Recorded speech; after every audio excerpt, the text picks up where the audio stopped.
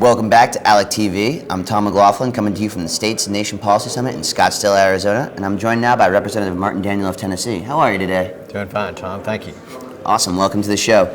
So from what I understand, you're doing a lot of work with state certificate of need laws in Tennessee. Is that correct? We are, yes. All right. First thing I want to know is, what is a state certificate of need law?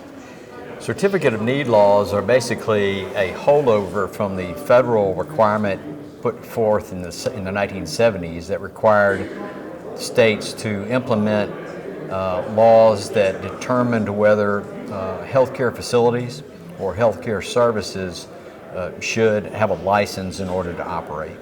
That requirement went away in the late 80s, but many of these certificate of need laws have hung around, and in Tennessee we have some of the most rigorous and restrictive certificate of need laws. We have 26 facilities and services that require certificates of need, and we're taking a close look at reforming that so that we can expand access to healthcare, improve competition, and hopefully lower prices.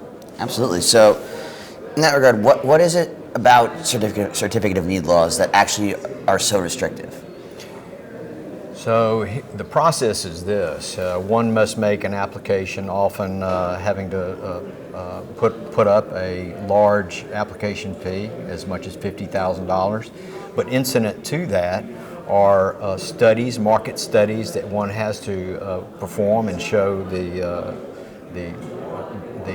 administrative agencies. And then once that hearing, there's a hearing that takes place before the board of persons appointed to hear these, and it's almost like a trial. Wow. So you can imagine that all of the competitors come in and usually claim that there is no need to have these facilities. And it's basically a big show, and it's very difficult to get a certificate of need in the state of Tennessee. Jeez, that seems like a lot. You're also working on occupational licensing in Tennessee as well. We are? Yes, we are. Occupational licensing is one of my favorite topics personally, because I think it's one of the best ways to economically empower people. Can you tell me about what you're doing with occupational licensing? So last session I had a bill that allowed persons who receive training, occupational training in prison settings or in high school to transfer that training over, and so they would receive credit towards an occupational license. That passed with overwhelming support. This year we're going to go one step farther. We've been looking at the Arizona statute concerning universal occupational licensing, and I think we're going to have something of that nature that we're going to propose this year and next year in Tennessee. That's a great issue. So can you explain more about, for the people at home who might not know, what the Arizona model is for occupational licensing?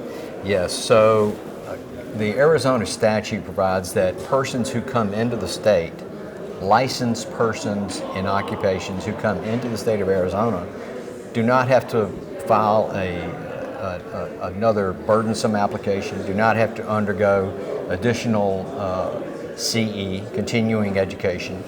They get that license immediately on showing that they were licensed and in good standing in the state from which they came. So what kind of effect do you think that has on a state when you start deregulating that licensing scheme?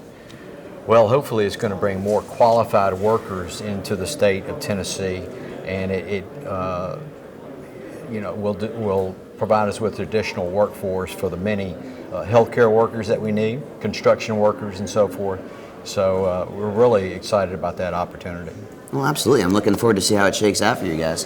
Thank you. Representative Daniel, I want to thank you for joining us today. It was real fun talking to you and learning about some of the issues that you guys are facing in Tennessee, and how those issues can translate to other lawmakers and other people who might be undertaking these initiatives in their states. My pleasure, Tom. Thank you. All right, keep it right here. We got more ALECTV coming up right after this.